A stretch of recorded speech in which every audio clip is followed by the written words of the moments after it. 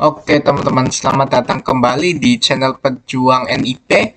Kali ini kita akan membahas materi nasionalisme secara lengkap ya teman-teman. Sebelumnya kita sudah membahas materi TWK secara lengkap, namun hanya di permukaan saja teman-teman. Kita akan membahas materi nasionalisme ini secara mendalam. Ujian Seleksi Kompetensi Dasar atau SKD Calon Pegawai Negeri Sipil CPNS tahun 2026 membawa paradigma baru yang sangat radikal dalam menguji aspek tes wawasan kebangsaan atau TWK, khususnya pada subtes nasionalisme, teman-teman. Berdasarkan kisi-kisi regulasi Permenpan RB terbaru serta kompilasi field report real dari para peserta ujian di lapangan, model soal nasionalisme telah bergeser total dari hafalan sejarah tekstual kronologis menjadi uji penalaran analitis atau etika tingkat tinggi, yaitu Higher Order Thinking Skills atau disingkat HOTS. Teman-teman tidak akan lagi menemukan pertanyaan sederhana seperti tanggal berapakah organisasi Budi Utomo didirikan, atau siapakah tokoh yang memimpin Indische Partij. Pertanyaan-pertanyaan konvensional semacam itu telah ditiadakan, teman-teman. Sebagai gantinya, teman-teman akan dihadapkan pada narasi studi kasus yang panjang, dilema birokrasi, benturan kepentingan antara regulasi dan sentimen primordial, serta ancaman disintegrasi bangsa di ruang digital atau cyber nasionalisme, teman-teman. Nasionalisme dalam konteks seleksi aparatur negara modern didefinisikan secara progresif, yaitu bukan sekedar sentimen emosional mencintai tanah air, melainkan sebuah kompetensi fungsional untuk mewujudkan kepentingan nasional melalui cita-cita dan tujuan yang sama, serta kemampuan mempertahankan identitas nasional di tengah gempuran globalisasi dengan tetap menempatkan kepentingan publik dan negara di atas kepentingan pribadi, kelompok, maupun daerah asal ya teman-teman. Modul ini disusun secara terstruktur, mendalam, dan tanpa potongan per bab untuk memberikan penguasaan materi yang paripurna serta membentuk mindset seorang aparatur sipil negara yang berwawasan kebangsaan kokoh, teman-teman. Oke, kita masuk ke bab 1 yang kita berjudul Evolusi Filosofis dan Historis Nasionalisme Indonesia. Nasionalisme Indonesia memiliki keunikan sosiologis yang membedakannya dari nasionalisme di belahan dunia barat. Jika nasionalisme Eropa Barat seperti Prancis atau Jerman tumbuh dari kesamaan etnis, bahasa, nation state yang homogen atau agama, maka nasionalisme Indonesia lahir dari rahim kesamaan nasib, penderitaan, dan penindasan kolonial atau Schicksalsgemeinschaft.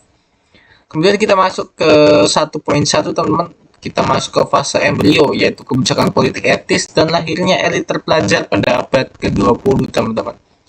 Pada akhir abad ke-19, kerajaan Belanda menerapkan kebijakan politik etis atau etis politik sebagai bentuk balas budi terhadap kekayaan bumi putra yang dikuras selama berabad-abad. Kebijakan ini bertumpu pada 3 pilar, yaitu irigasi, emigrasi, dan edukasi, teman-teman.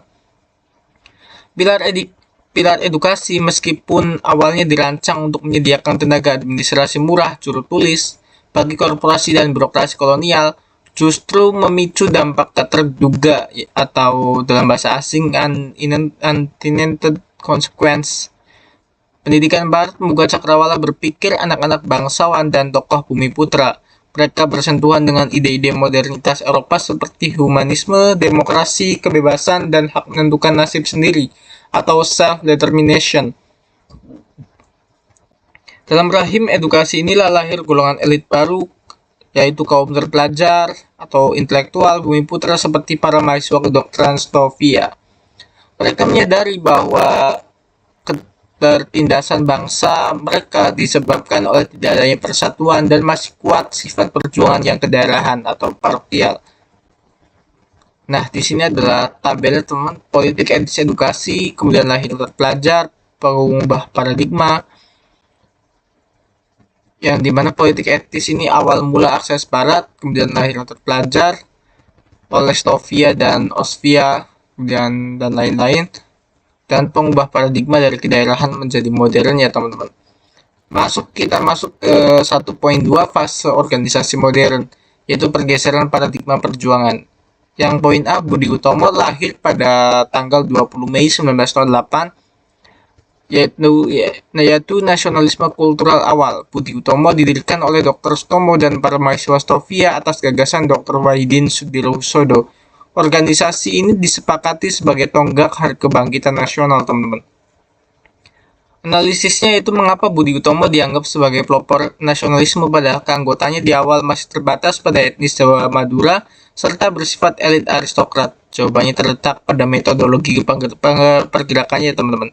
Budi Utomo meninggalkan cara-cara lama perjuangan fisik menggunakan senjata tradisional yang dipimpin raja atau sultan dan menggantinya dengan organisasi modern yang memiliki anggaran dasar, anggaran rumah tangga, pengurus formal, dan program kerja sistematis berbasis pendidikan dan kebudayaan. Ini adalah transformasi dari nasionalisme fisik ke nasionalisme kultural atau organisatoris, teman-teman. Kemudian kita masuk ke poin B, ada Sarekat Islam yang lahir pada tahun 1912. Demasifikasi dan nasionalisme ekonomi religius, teman-teman. Berawal dari Sarekat Dagang Islam SDI yang di Solo yang didirikan oleh Hos Cokroaminoto untuk membela pedagang batik pribumi dari monopoli pedagang Tionghoa. Organisasi ini bermutasi menjadi Sarekat Islam atau SI. SI sendiri adalah organisasi massa pertama di Indonesia yang berhasil menghimpun ratusan ribu anggota dari berbagai lapisan sosial. SI juga mengubah nasionalisme menjadi sebuah pergerakan rakyat yang masif atau mass movement dengan menggunakan simbol agama sebagai perekat identitas bersama melawan dominasi ekonomi kolonial, teman-teman. Kemudian kita masuk ke organisasi yang ketiga, yaitu Industry Party yang lahir pada tahun 1912. Nasionalisme politik radikal pertama yang didirikan oleh tiga serangkai, yaitu E.F. Dekker yang bernama asli dan Dirja Setiabudi, Dr. Cipto Mangunkusumo, dan Suwardi Suryaningrat atau Ki Hajar Dewantara. Industry Party adalah organisasi politik pertama yang secara tegas, berani, dan terang-terangan mencantumkan tujuan kemerdekaan Hindia Belanda yang sekarang adalah Indonesia, teman-teman.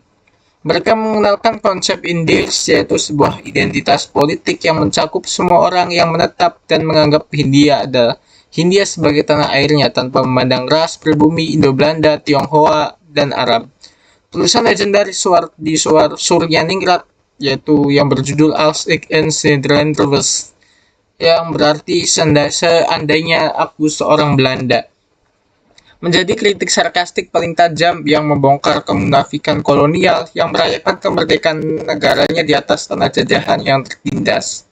Kita masuk ke poin 1.3, teman-teman, fase integrasi kebangsaan, yaitu Rekayasa Sosial Sumpah Pemuda 1928. Puncak dari revitalisasi kesadaran nasional terjadi pada Kerapatan Pustaka atau Kongres Pemuda II yang berlangsung pada 26 sampai 28 Oktober 1928 di Batavia, teman-teman. Melalui perdebatan sengit antar organisasi kepemudaan yang awalnya berbasis di kedaerahan seperti Yong Java, Yong Sumatran Bon, Yong Celebes, Yong Ambon, Yong Sub Islamiten Bon, para pemuda berhasil menekan ego primordial demi sebuah kesepakatan besar yang dikenal dengan Sumpah Pemuda, teman-teman. Oke, bisa dilihat tabelnya, teman-teman. Baganya Kongres Pemuda II membawahi satu tanah air, geopolitik, satu bangsa, sosiologis, dan menjunjung bahasa persatuan. Seperti itu, teman-teman.